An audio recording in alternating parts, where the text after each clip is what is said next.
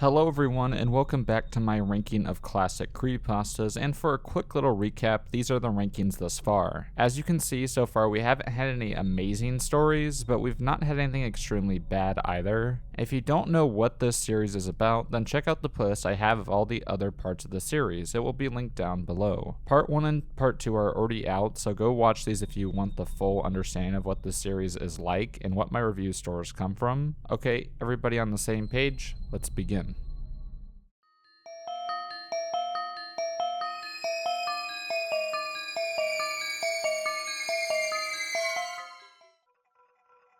So God's Mouth is a story I know I remember hearing, but it never particularly stuck with me. So honestly, that could go either way, as some of the ones that I barely remembered from the ones that I read so far have been hit or miss, but we'll just have to see. So let's get right into it. I huffed and puffed under my breath as I stared into God's mouth. I felt like the big bad wolf, ready to interrupt the three little pigs as they hurriedly fortified their makeshift homes. I grinned at this thought and then turned my head to look for Margaret. She was a couple of feet down the hill from the entrance of the cave.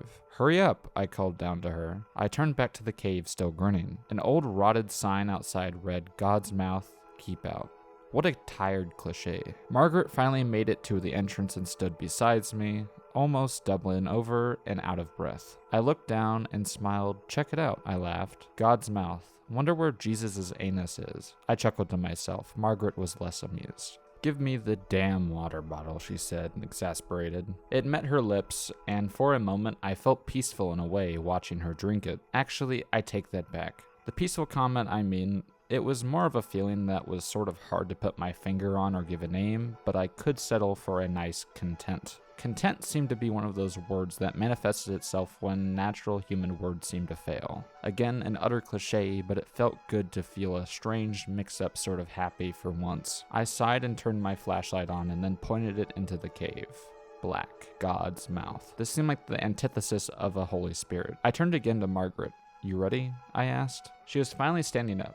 She nodded. I clapped a friendly hand on her back, and we walked into God's Mouth. Okay, so I'm already hooked in with the story here, as the setup here is great, showing us these two characters while also setting up the location that they're going to be in. It's not rushing in to get a scare every minute, and instead is taking its time introducing the threat more like a frog in boiling water. Also, one of my biggest personal fears is cave exploration, so honestly the story is already making me somewhat uncomfortable, which is a good sign for one of these creepypastas, especially for one I don't remember particularly well. If I can find one small issue, just for me, I personally think that the main character isn't that relatable, and honestly he seems kinda like an ass. But this is more so a personal gripe and not really a big issue with the story itself. However, compare this to a lot of the other creepypastas that we've already read, where it already would have had a scare by now. This one is already taking its time a lot better, and this is honestly what I mean by pacing out your scares. You need to build up the atmosphere first, and this one is really doing a good job at doing that. We need to have a reason to care, and this story is doing that in a way by making it so that we have to really know the characters first before they actually go into God's Mouth, despite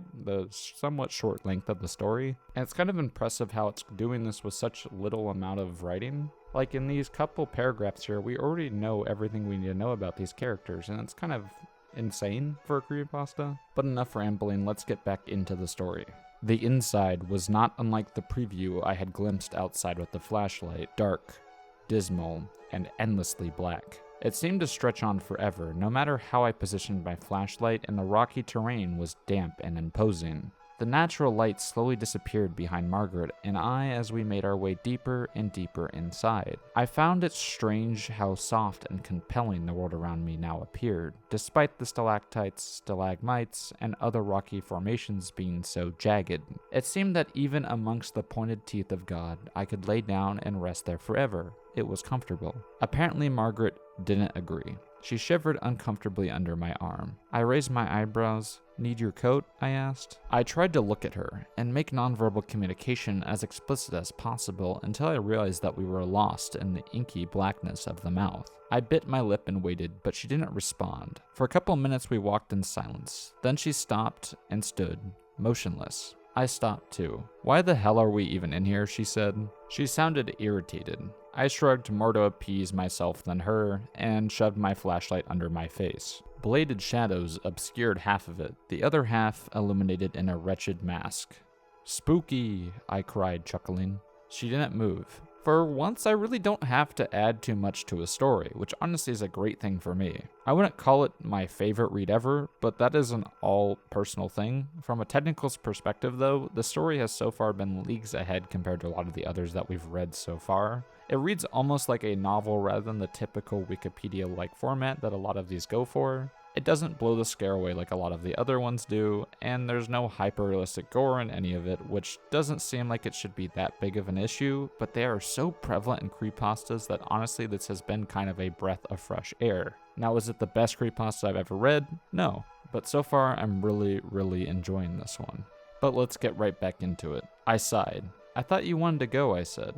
I noticed how my voice echoed against the cave walls at any volume. I began again, scratching at my chin. You did say you wanted to go see some nature for our vacation, and you did sound impressed when I told you about my visit to Mammoth Cave a couple years back. So, my voice trailed off. I could still sense her irritation. No, she said. I frowned. No, you wanted to go here.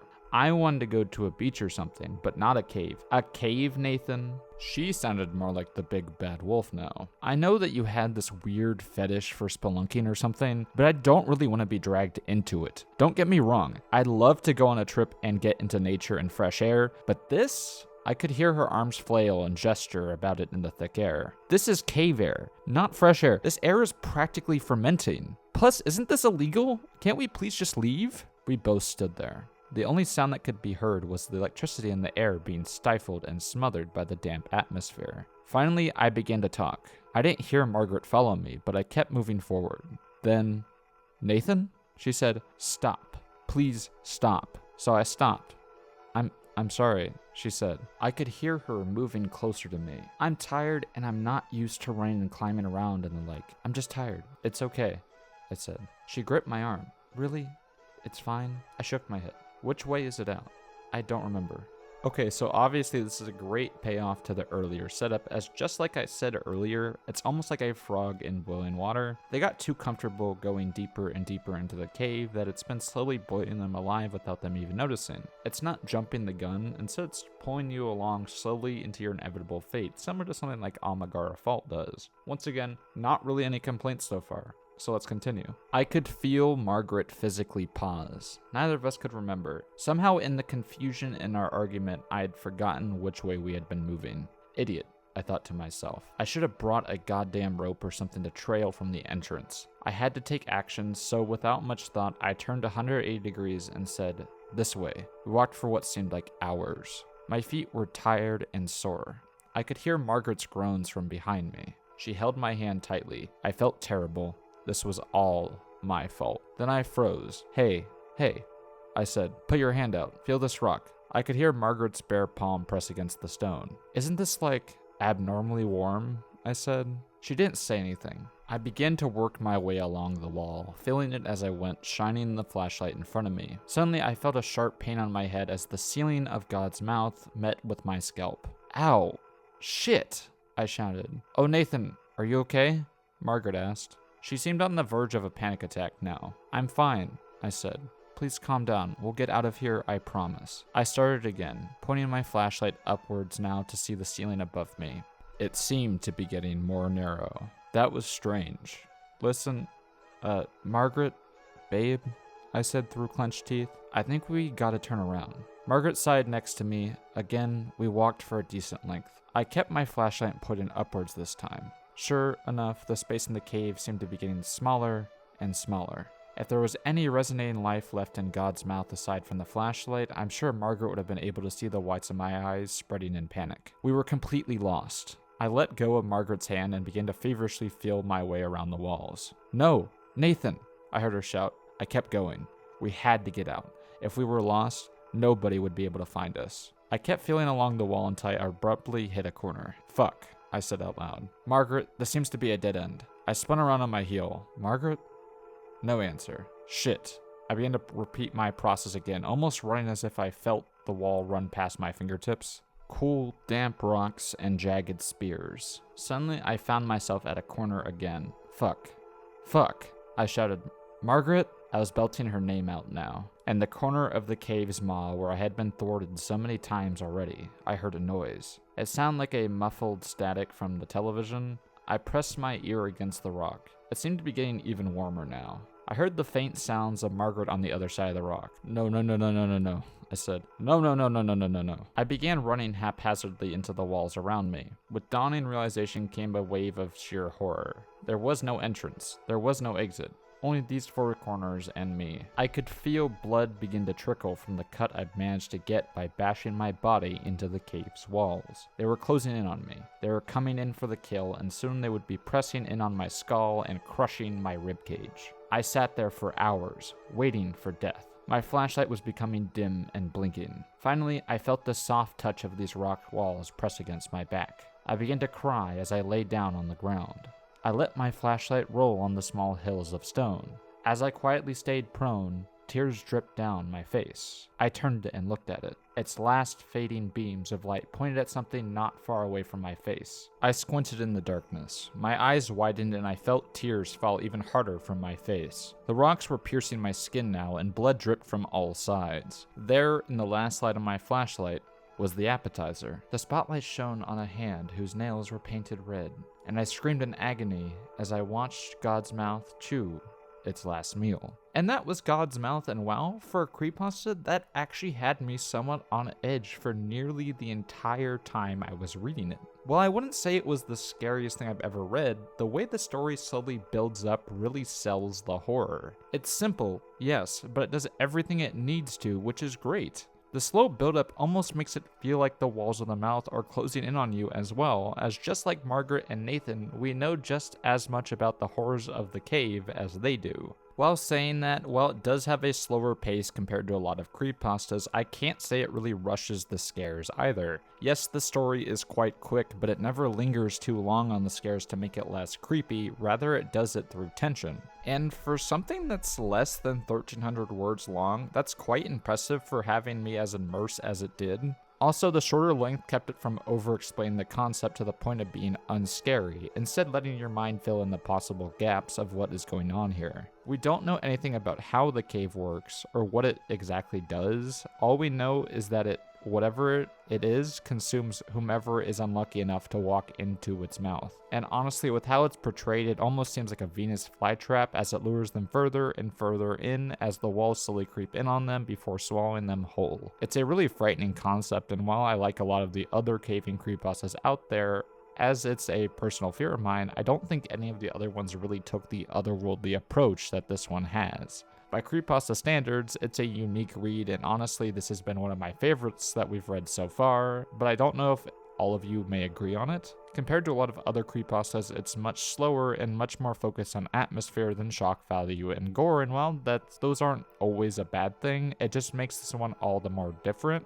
But for me personally, I enjoyed every minute of reading that, and honestly would be my first S tier. I know, giving it away too early, but wow, this one was just so incredible. It's even more surprising as honestly, I don't hear this one talked about nearly as much as, let's say, Ted the Caver, so maybe, just maybe, while reading this, I just got it at a perfect time. Hell, when I was rereading it for this video, I was in a dark room, so maybe I just set myself up to enjoy it in the best way possible. But for my current mindset, that's gotta be an S tier. Now let's see if the next one will be able to keep up.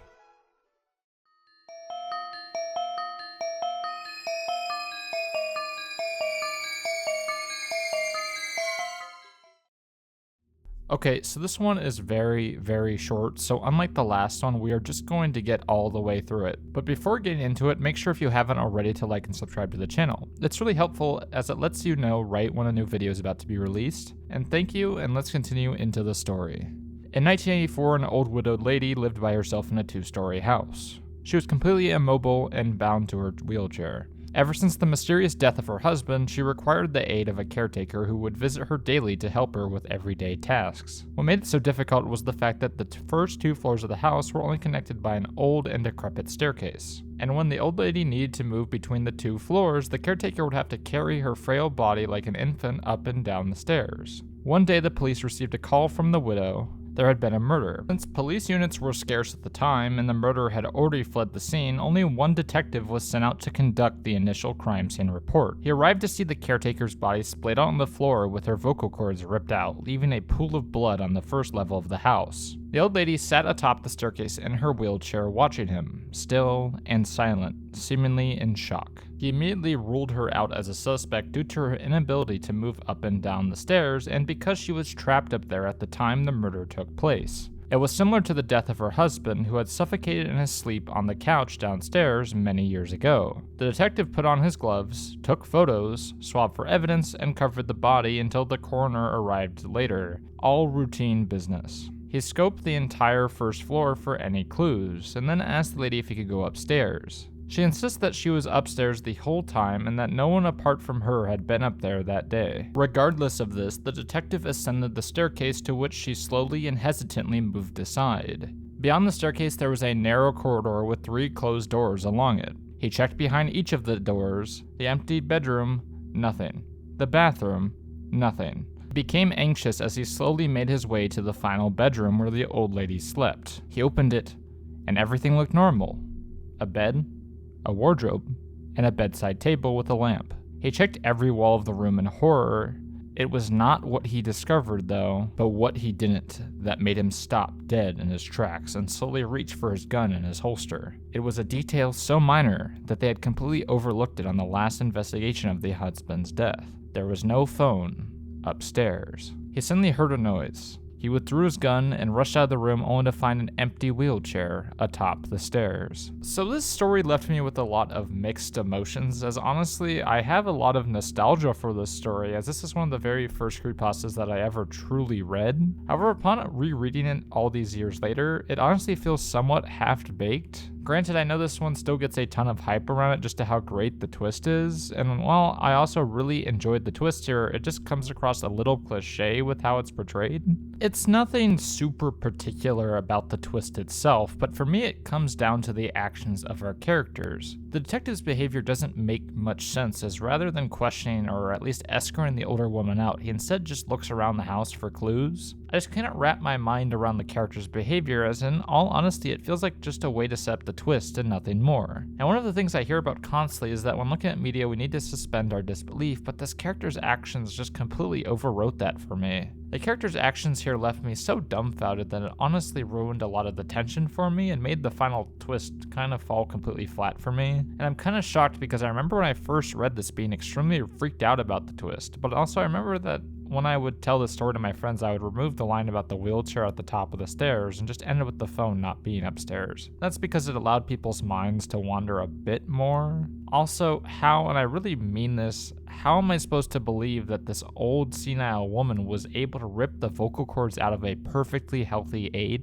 It just seems way too extreme for the villain that the story is trying to portray. Like, it doesn't ruin the story for me, but it just seems a little goofy. Like, compare it to a lot of the other big plot twists, like the one in 1999, this one just seems a bit more extreme, and it comes across a little bit ham-fisted. And I say that in the nicest possible way. I still very much enjoyed this story, but it just seems like so crazy for this older lady is just to be able to rip across this vocal cords out of this aide, but then in the same sentence trying to portray this senile old woman. And yeah, I get that's like, oh, it's this big twist, but it's just doesn't make much sense. Like, I'm most definitely overthinking it, but there could be still like an intruder in the house somewhere. Was this all a setup? Or even for people who don't understand the meaning at first, the surprise would hit you upon rereading it, and I think it would just be a lot more effective if it just ended with the phone. Like, maybe she got dragged upstairs by the intruder, or maybe she was downstairs when it happened and then the intruder dragged her up, or maybe she moved. It doesn't explain it as much, which I feel like this ending kind of does. Now remember, these are all somewhat personal things. It's from a technical level, this story is nearly flawless with a great rapid-fire pace and a perfect little scare to keep in your mind for decades. It's just I think the story may be a little overhyped for what it is, because I constantly hear about how this is one of the best and most original creepypastas, but really it's just another goofy campfire story. It really is super simple, and the weight of the story is really behind the twist. Without it, I don't think the story would be anywhere near as popular as it currently is.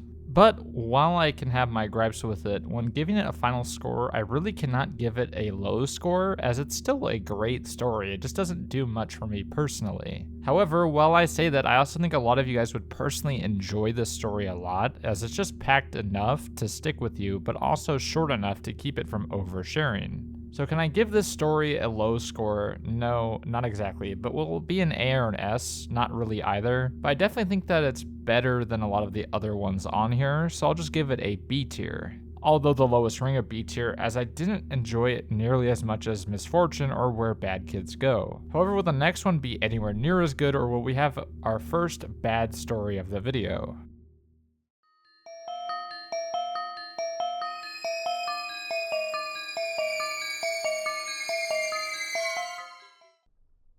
So, some of you may be wondering, we are already through the first 2 stories, but we still have more than half the video's length left. Well, dear viewer, that's because in this segment we'll be looking at the infamous Sonic.exe, which lengthwise is nearly as long as my last video's script. Let that sink in. This creepypasta, which is infamous for how bad it is nearly as long as my script that was 40 minutes long. Let's see if that will be time well spent and get right into it. Most likely not, because it's Sonic.exe, but we'll see. Also, really quickly, before getting into this, make sure to let me know down below what your favorite story has been so far. I want to hear what you guys think of these stories, as I don't want to just be talking to an echo void here. I want to hear what you guys think about these stories. Do you think they're bad? Do you think they're good? Creepypastas are always known as being a bit more hit or miss. That's why I really want to know, do you guys like these stories or do you not? Also, some of you may have noticed that horror stuff has been slowly getting somewhat pushed down in the algorithm. It's nowhere near as bad as like it used to be, but it's still been pretty hard recently. So leaving a comment would be very helpful and would be really appreciated, and thank you all for watching, and let's get right into the story. I am a total Sonic the Hedgehog fan, much like everyone else. I like the newer games, but I don't mind playing the classics. I don't think I've ever played glitchy or hacked games before, though I don't think I will want to play any after this experience that I had. It started on a nice summer afternoon. I was playing Sonic Unleashed. I like how you get to explore the towns in it, until I noticed out of my peripheral vision that the mailman had arrived and put something in my mailbox as usual and left. I paused my game to see what I got in the mail. The only thing in the mailbox was a CD case for computers and a note. I took it inside. I looked at the note at first and realized it was from my dear friend Kyle, let's just call him that, whom I hadn't heard from in 2 weeks. I know that because I recognized his handwriting, though what was weird is how it looked. It looked badly written and scratchy and somewhat difficult to read, as if Kyle was having a hard time writing it down and did it in a hurry. This is what he wrote. Tom, I can't take it anymore. I had to get rid of this thing somehow before it was too late, and I was hoping you'd do it for me. I can't do it. He's after me, and if you destroyed the CD, he'll come after you too. He's too fast for me. Please, Tom, destroy this godforsaken disc before he comes after you too. It's too late for me. Destroy the disc and you'll destroy him. Do it quick, otherwise he'll catch you. Don't even play the game. It's what he wants. Just destroy it. Please, Kyle. Okay. Already, I have multiple questions. Why did the friend mail the game and not just destroy it himself? I know this is just the beginning of the story, but I somewhat remember how this one goes, and there's nothing in the story that would suggest that Kyle would have not been able to destroy it. Also, this has been one of my personal biggest pet peeves already with an overdramatic writer. There was so much in these first few paragraphs that could be cut, and so much of the detail is completely unneeded. Like, I'm sorry to say this, but it really reads like someone trying to push the word count with their thesaurus, or someone's high school creative writing assignment. And this is like one of the worst things that a lot of creepypastas do, but this one does it to such an extreme that it's almost painful to read. It's such a slog, and the pacing has no idea what it wants to do, and then the letter from Kyle is extremely funny to me. Like, begging to survive from Sonic and destroy the godforsaken disc when he could have just done it himself, it's hilariously bad. And from what comes later, it makes it even funnier, because you know where this goes, and it's like, okay, so this guy's just useless, and he's just here just to push the plot forward. It's goofy and it's dumb, and I have no idea why this story has gotten as popular as it was, and it doesn't make the story more interesting, and instead just drags the reader along with the your slog of a story. But let's continue. Well, that was certainly weird. Even though Kyle is my best friend and I haven't seen him in 2 weeks, I didn't do what he asked me. I didn't think that a simple gaming disc would do anything bad to him. After all, it's just a game, right? Boy, was I wrong about that.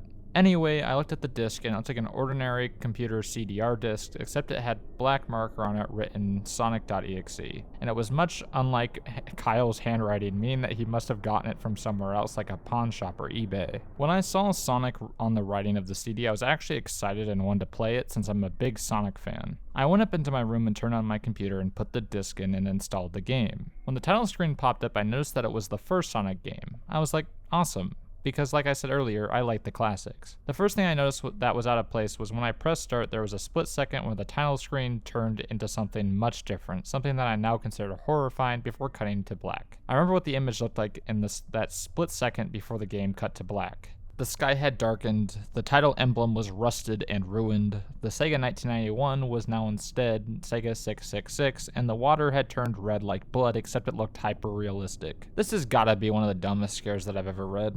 There's next to no tension, and the game gives away the main idea behind the story way too quickly, and just makes the story fall into shambles into the first 4 paragraphs. Also already thrown in the hyper-realistic blood, like come on, please come up with something else, as this trope was just so prevalent everywhere. Now that if you want me to review a creepypasta, if I see the word hyper-realistic blood, I'll lower the ranking down by 1 automatically. It's that bad of a trope and instantly makes your story laughable. If one of you guys is able to prove me wrong, then please do, but not once I've ever found the phrase hyper-realistic scary. Also, there's the Sega 666, which never fails to make me laugh, because why is this demonic? Like, seriously, what about this is actually demonic? It's just a creepy ROM hack. Like, seriously, you're not getting a scare with a fucking number. It's a dumb scare, and it really adds nothing to the story, and it's even funnier considering that he somehow got a screenshot of it, even though it's only supposed to be on screen for a half a second. If it was only on screen for half a second, how the hell are you able to describe it in this much detail? That's not explained, and the grammar here is so bad that constantly I'm having to reread these lines for the script because I literally cannot read them because the grammar is so choppy that the sentences just don't make sense. But let's continue. But the freakiest thing that was in the split frame was Sonic. His eyes were pitch black and bleeding with 2 glowing red dots staring right at me, and his smile had stretched wider up to the edge of his face. I was rather disturbed about that image when I saw it, though I figured it was just a glitch and forgot about it. After it cut to black, it stayed like that for about 10 seconds or so. And then another weird thing happened. The save file select from Sonic 3 popped up and I was like, what the fuck? What is this doing in the first Sonic game? Anyway, then I noticed something off. The background was the dark cloudy sky of the Black Stardust Speedway level from Sonic CD, and there were only 3 save files. The music was that creepy Caverns of Winter's music from Earthbound, only it was extended and seemed to have been in reverse. And the image from the same file, where you see a preview of the level you're on, is just red static for all 3 files. What freaked me out was the character select. It showed only Tails, Knuckles, and to my surprise, Dr. Robotnik. I was sure that something was up.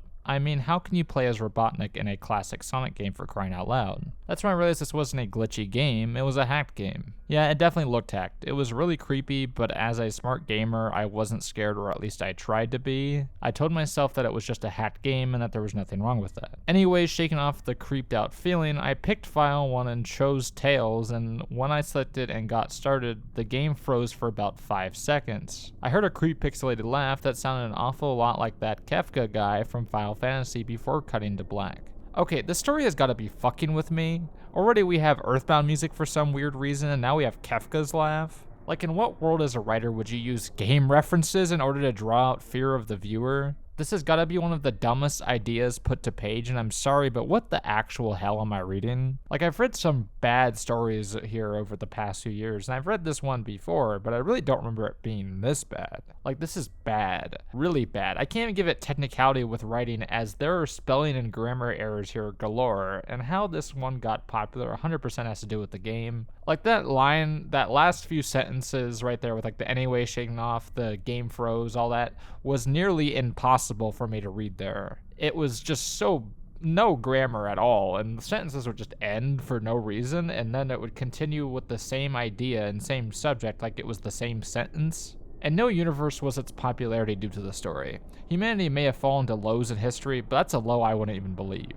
The screen stayed black for about 10 seconds or more. Then it showed the typical level title thing, except the simplistic shapes were different shades of red and the text showed only Hill Act 1. The screen faded in and the level title vanished, revealing Tails in Green Hill Zone from Sonic 1. But the music was different. It sounded like a peaceful melody in reverse. Anyway, I started playing and had Tails start running like you would in any of the classic Sonic games. What was odd was that as Tails was running along the level, there was nothing but flat ground and a few trees for 5 minutes, and that's when the peaceful music started to lower down into slow, deep tones very slowly as I kept going. I suddenly saw something and I stopped to see what it was. It was one of the small animals lying dead on the ground bleeding. That was when the music started to slow down. Tails had a shocked and saddened look on his face that I never saw him have before, so I had him move along and he kept that worried look on his face. As he kept moving, I saw more dead animals as Tails moved past them, looking more and more worried as the music lowers and he moves past more dead animals.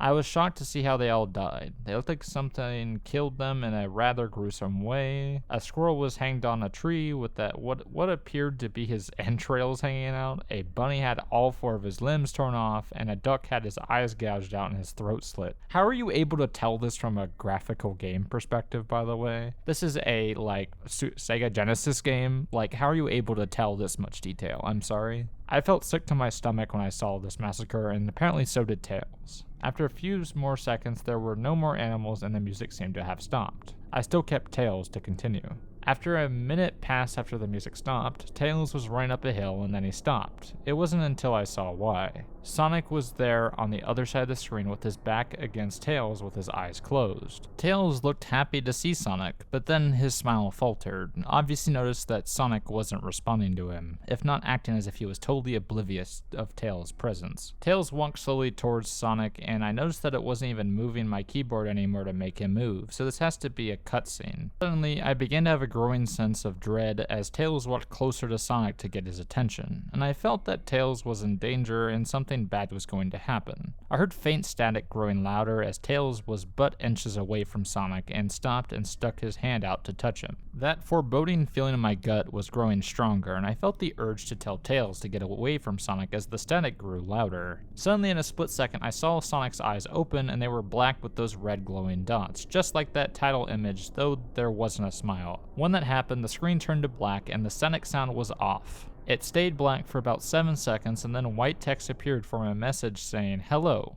Do you want to play a game with me?" At this point I was creeped out. I didn't want to continue with the game, but my curiosity got the better of me when I was taken to a different level with the level title now saying Hide and Seek. This time I was in the Angel Island level from Sonic 3 and it looked like everything was on fire. Tails looked as though he was scared out of his wits this time. He actually looked at me and made frantic gestures to me as if he wanted to get out of the area he was in as fast as possible. I was starting to get freaked out by this. I mean, Tails was actually breaking the fourth wall, trying to tell me to get him out of there. So I pressed down on the arrow key as hard as I could and made him run as fast as he could. A pixelated version of that creepy theme when you meet Shadow at the ARK as Robotnik from SAT was playing as I made Tails trek through the desolate forest, trying to help him escape from whatever he was trying to run from. Suddenly I heard that creepy laugh again, that awful Kefka laugh right after 10 seconds has passed as I helped Tails run through the forest, and then I started seeing flashes of Sonic popping everywhere on the screen, again with those black and red eyes. The music changed to that suspenseful droning jingle as I see Sonic behind Tails slowly gain up on him flying. Sonic wasn't running, he was actually flying. The flying pose the sprite was making looked very similar to Mental Sonic's flying pose in Sonic CD, except it was just Sonic and he had the black and red eyes again only. This time he has the most deranged looking grin on his face. He looked as though he was enjoying the torment he was giving the poor little fox as he gained up on him. Suddenly when Tails tripped, another cutscene, the music stopped and Sonic vanished. Tails laid there and started crying for 15 seconds. The scene was rather upsetting to watch and I kind of teared up myself. But then Sonic appeared right in front of Tails and Tails looked up in horror. Blood started to come down those blackened eyes of Sonic as a grin slowly grew from his face as he looked down at the horrified fox.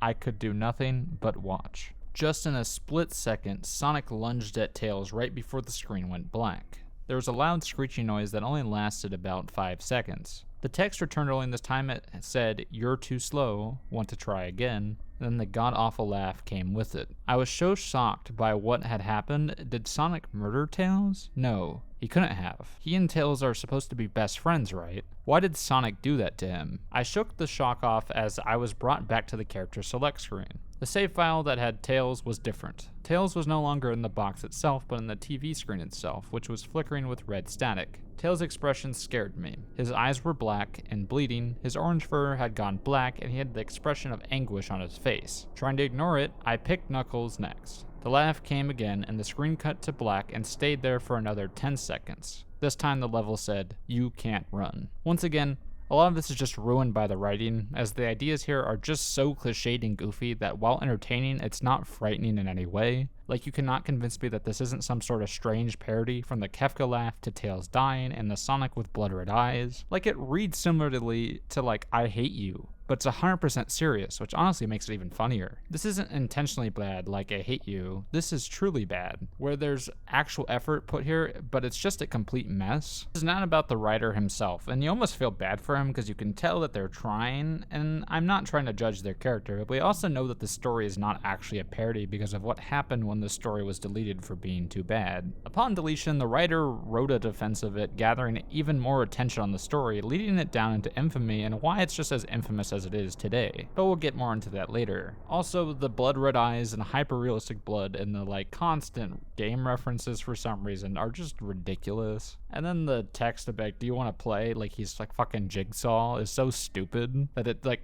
completely catches me off guard. And I'm sure it's gonna get worse, and that's what makes it even funnier because I know how bad this story gets, and I'm just waiting. I'm waiting for the bad stuff to really get started, because it really hasn't gotten to the bad stuff yet, but we're starting to get there. It's starting to get to that schlock, but I can feel it's gonna get way worse. But let's continue. I was really freaked out by now. I couldn't tell if this was a glitch or a hack or some kind of twisted joke or anything really, but despite my fear of what happened next, I kept playing. The next level looked much different. It had the ground of the scrap brain zone, but the sky background looked like the main menu. It has the dark reddish sky, but it was the music that creeped me out the most. It sounded like the Gygas thing right after you beat Pokey in Earthbound. I also noticed that Knuckles looked afraid just like Tails did, though not as much, but rather he looked a little unnerved. He broke the fourth wall just like Tails and looked as if he wasn't sure about what was going on, but I made him move anyways. He ran down the straight pathway in the Stark level. As he did, the screen started to flicker red static a couple times, and then that maddening laugh came again. Then, after a few seconds of running, I noticed several bloodstains on the metallic ground. I felt a growing sense of fear again, thinking about something horrible that is going to happen to Knuckles. He looked nauseated, walking down the blood-stained road, but I still kept him going. Suddenly, as Knuckles ran, Sonic appeared right in front of him with those black and red eyes, and then red static appeared again. And when the static vanished, showing nothing but black screen with text saying, "Found you," I was now scared. Sonic found Knuckles already? What was going on? Anyway, red static came again, and then I was back to the level. Knuckles looked like he was panicking, and Sonic was nowhere to be found. And this time, the high-pitched squealing from Silent Hill 1's final boss was playing. Was this some kind of boss battle with Sonic?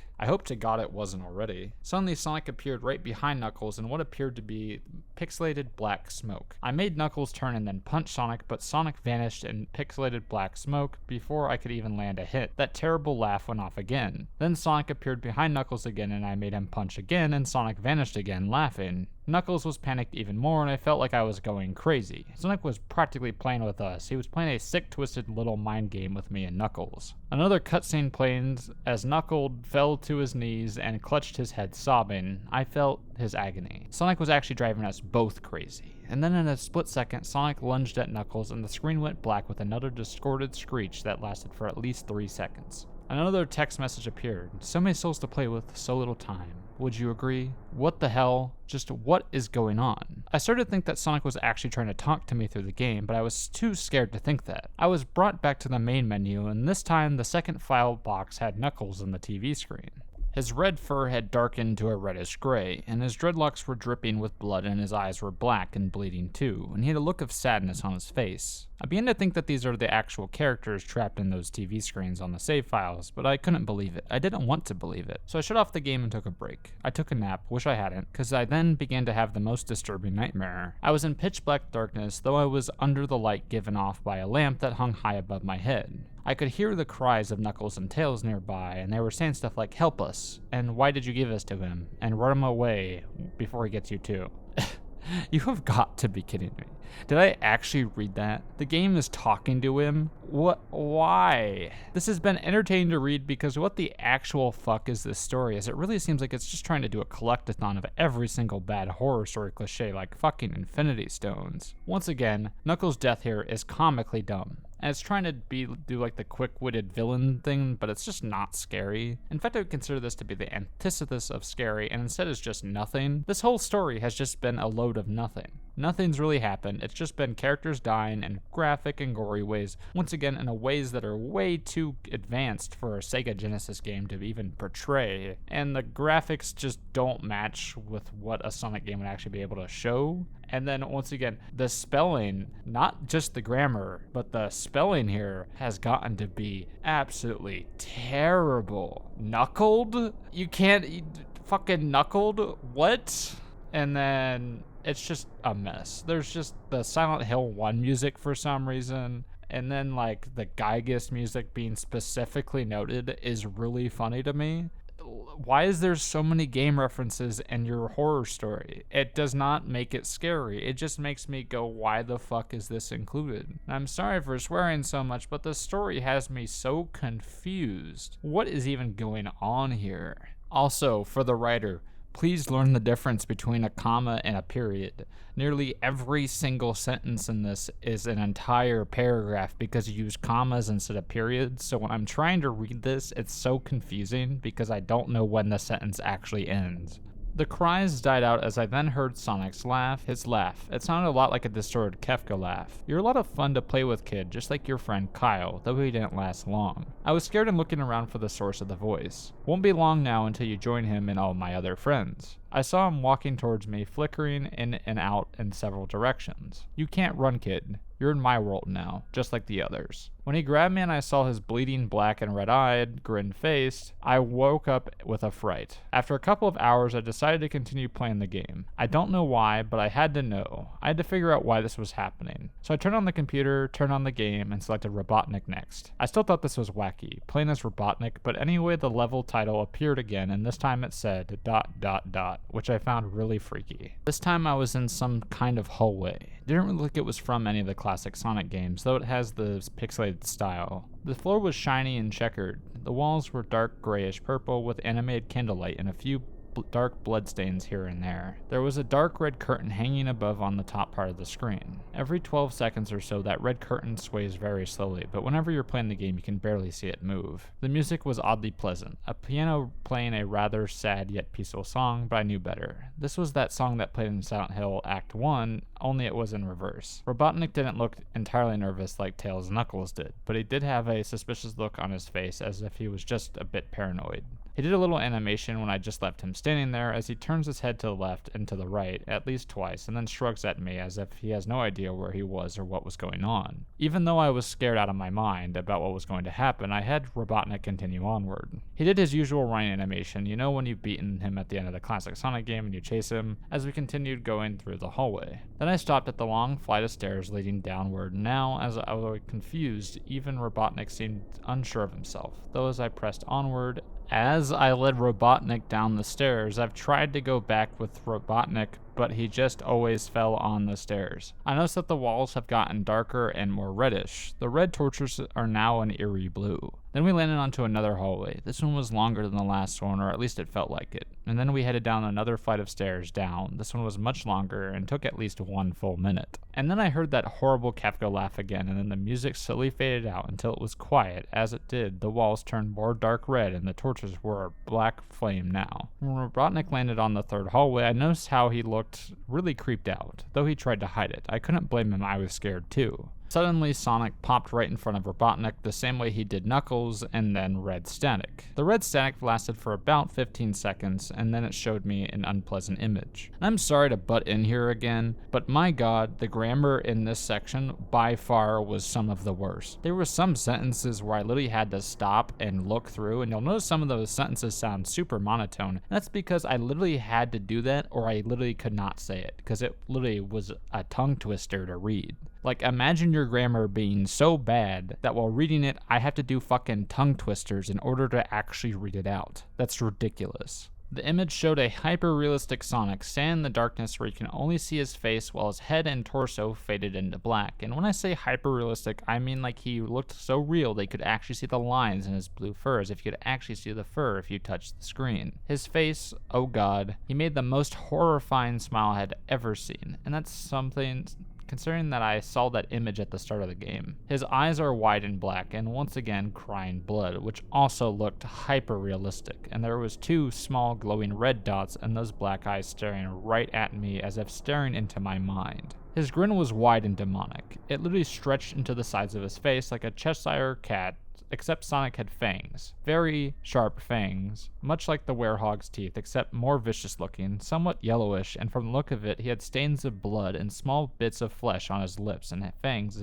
as if he ate some sort of animal. I stared at that gruesome image for a good 30 seconds, never taking my eyes off of it, and I felt as if he was actually looking at me, smiling at me. That face, it just took 10 seconds for it to etch itself into my brain for good. Then the screen flickered with red static again 3 times, and on the 3rd time I heard Kefka's laugh. Except this time it sounded distorted, demonic even, and it went back to the image again, except this time there was the text again, though it was messed up, but it was pretty much one of the most horrifying things I looked at since I had this game. I am God. It was when I read that message while looking at Sonic when it hit me. I realized that then and there. Then it stopped and showed nothing but black. As I sat there staring at the black screen, one last text came up. Ready for round 2, Tom? The Kefka laugh, now sounding more clear as if Sonic was right behind me, played again 3 times as I looked at that text in shock. Then I got booted back to the main menu, and this time the 3rd save file had a TV image of Robotnik in the same tormented state as Tails and Knuckles. Robotnik's skin turned a dull gray, his mustache drooped and had blackened, and his glasses broke and blood is coming from them, and he had a mere dead-like expression on his face.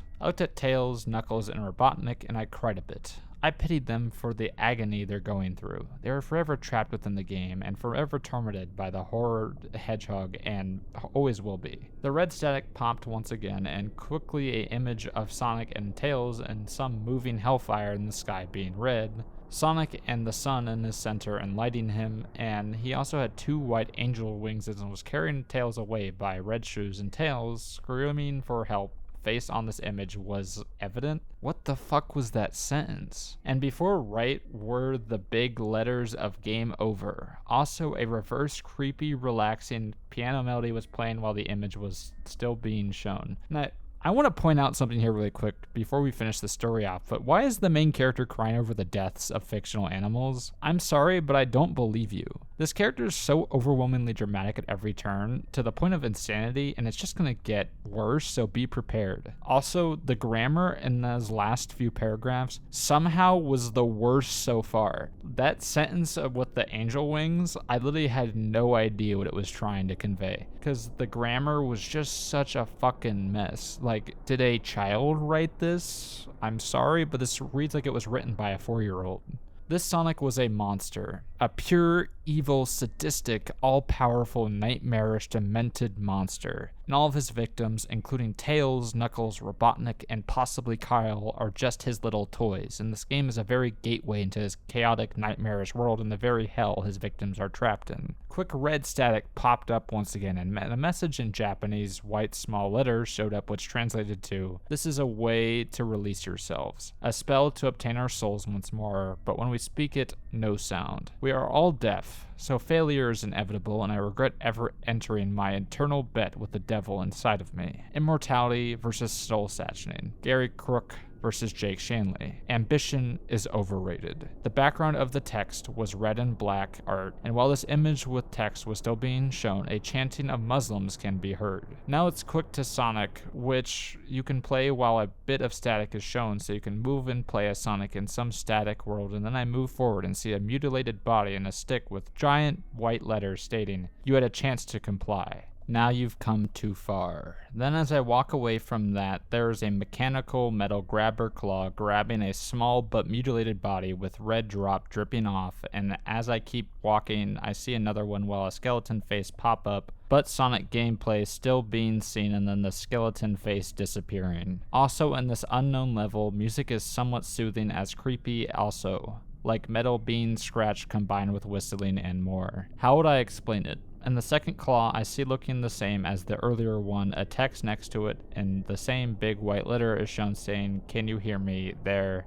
And then stating pop-ups, while a black and white only face made of creepy Link quickly pops up close to him and then disappears in the face the skeleton face did. Then I keep walking and the text I see continues stating, "Can you hear them? They're trying to tell you something." And then a female scream is heard with the face of a woman in black and white quickly appearing and leaving. Her eyes were pretty and cute though, despite all of her face in black and white. Then I continue walking and a skeleton face does the same again, and the same scream is heard once again, and I see another mutilated body on a stick. Looks like a sword made of flesh and hearts, and then I walk and see another one of those sticks and another grabber with the text next to it stating, "Oh, playing with them was so much fun. Almost as fun as you, Tom." And while I walk reading this text, I see a lot of grabbers around the text, and then I kept walking and see another grabber with the text. There was Gary and Jake and Kyle and Alice and so many more. And I'm sorry, this section has some of the craziest grammar I've ever seen. It's just one long sentence. There's no breaks in this, and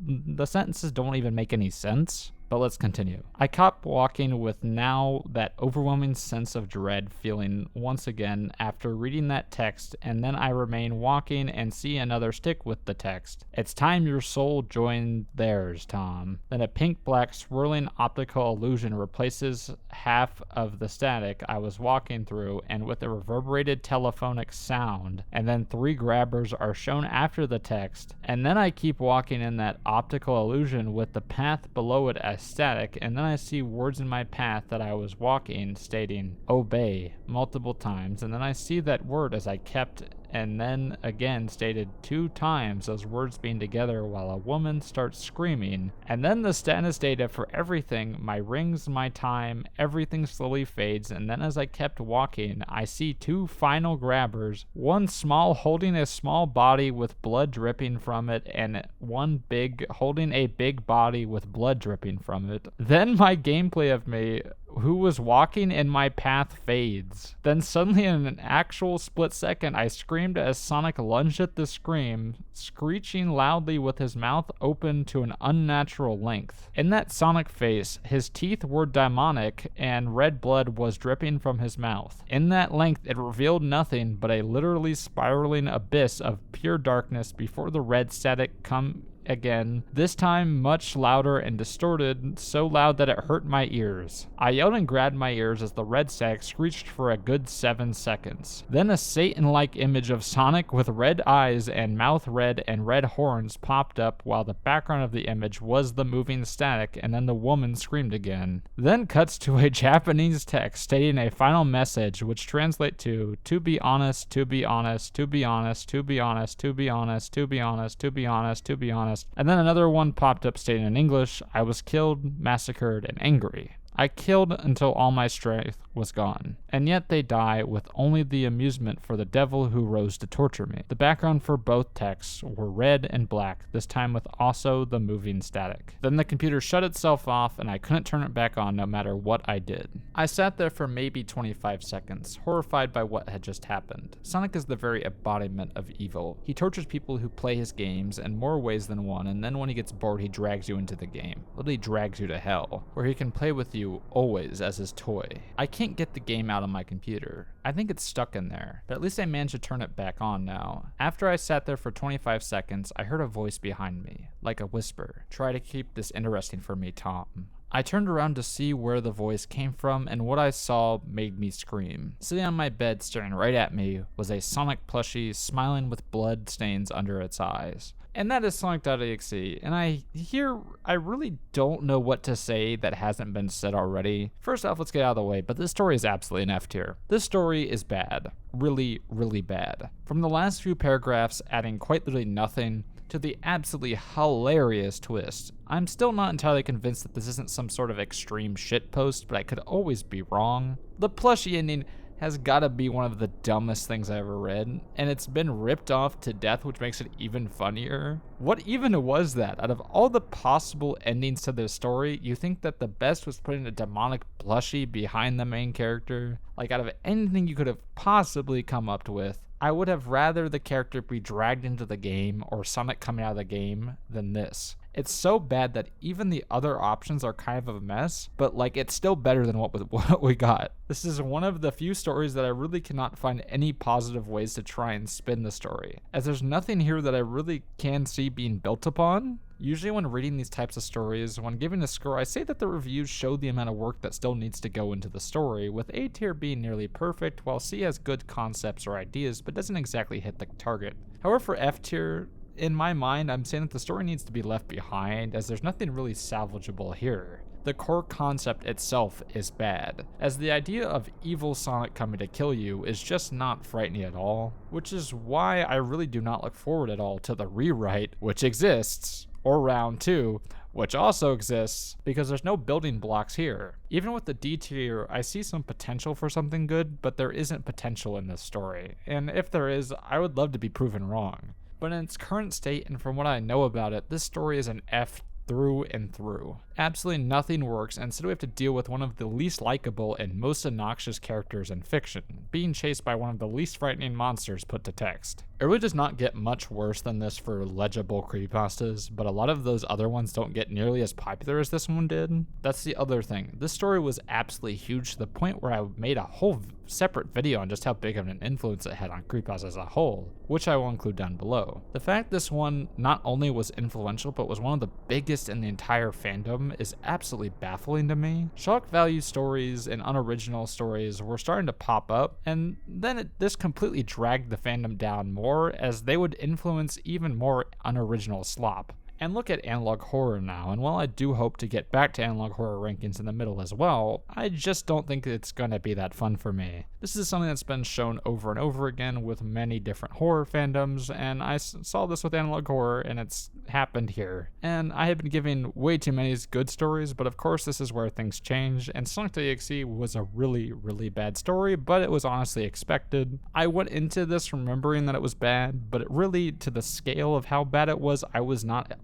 actually expecting. I knew it was going to be bad, but like, this is just unsavable. There's nothing here, and I read this not that long ago, and it's still just way worse than I remember it every single time that I read it. Like, I always think it can't be that bad, and then I read it and then I remember, yeah, it's that bad. Like, it's not time travel journal bad, which I'm sure we'll get to, but it's pretty fucking close. So, and let's get this all wrapped up.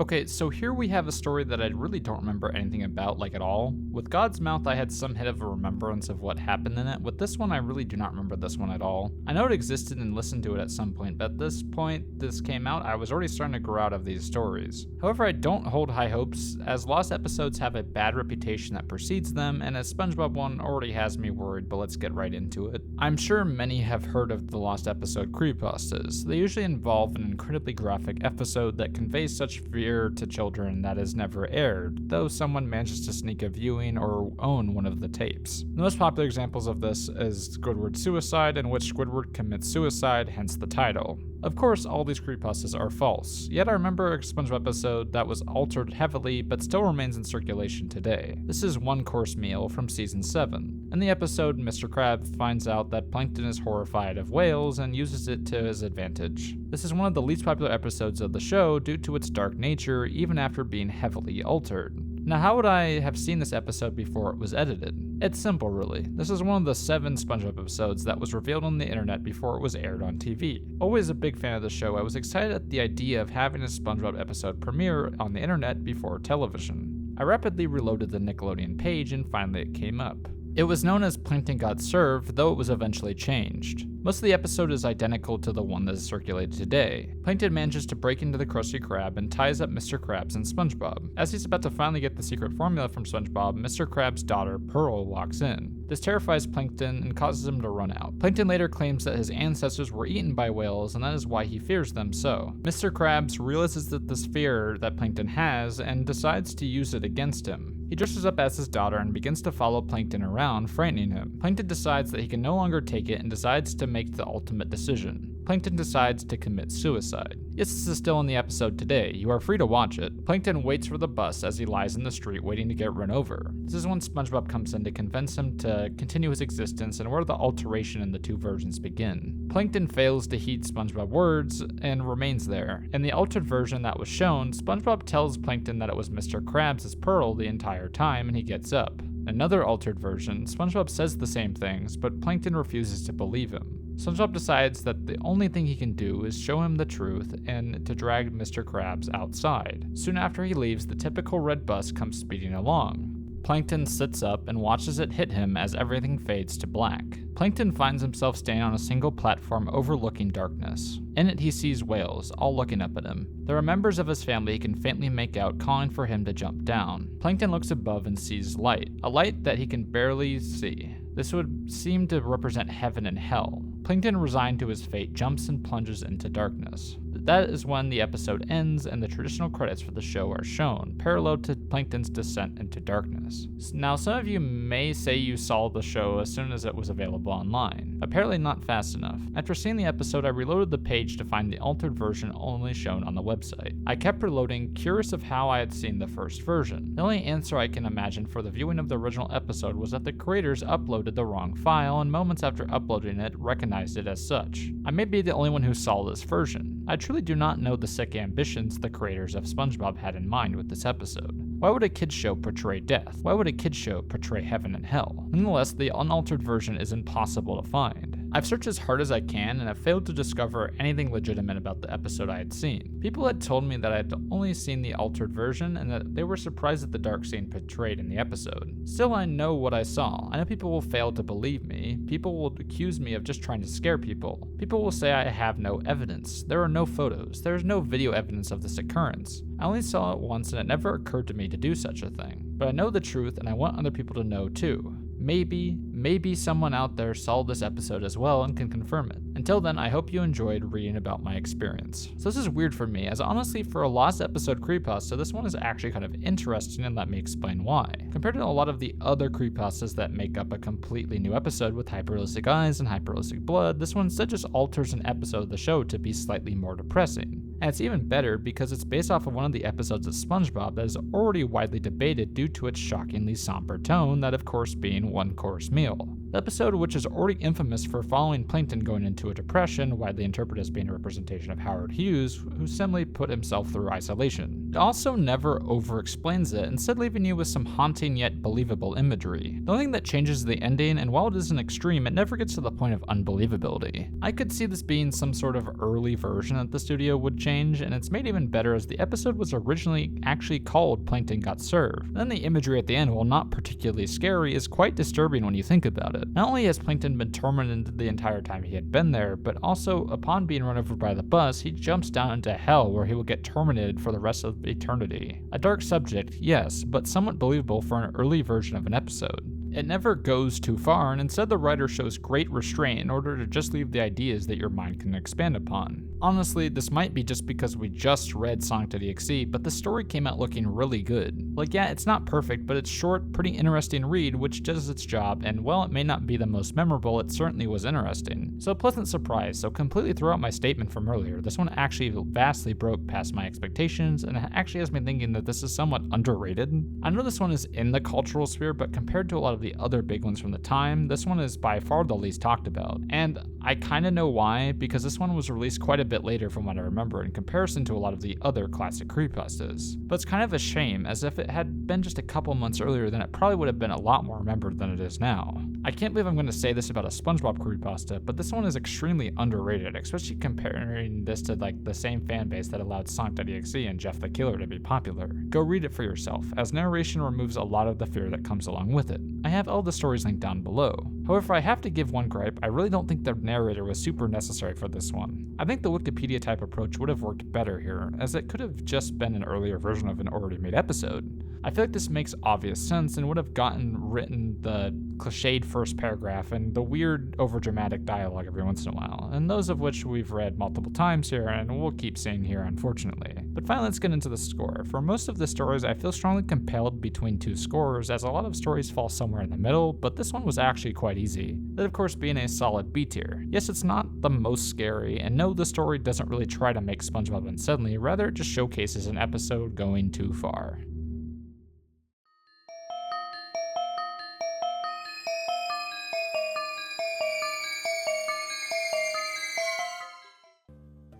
And that is all for this week. What do you guys think? Do you guys agree? Do you guys disagree? Do you have some recommendations? I'll look at all those if you let me know down in the comments below. Also, I was wondering, what did you guys think of this video's runtime? I'm really pushing it here, and I was honestly surprised that I was able to get this done in the time that I was able to, as this video was crazy long. As even without the stories, the script is still nearly double the length that I was doing for a typical video. Also, here's the rankings so far, and remember, I do have these in order, from best to worst. So for example, I enjoyed Funny Mouth in the theater more than 1999, despite all of them being in the A tier. This video was a bit more eventful than the last one, as the last one was mainly C and B tiers. We had my favorite stories this far, while also having my least favorite one thus far, and 2 above average stories as well. But that's all, and I hope you all enjoyed, and if you haven't already, like and subscribe, and I'll see you all soon.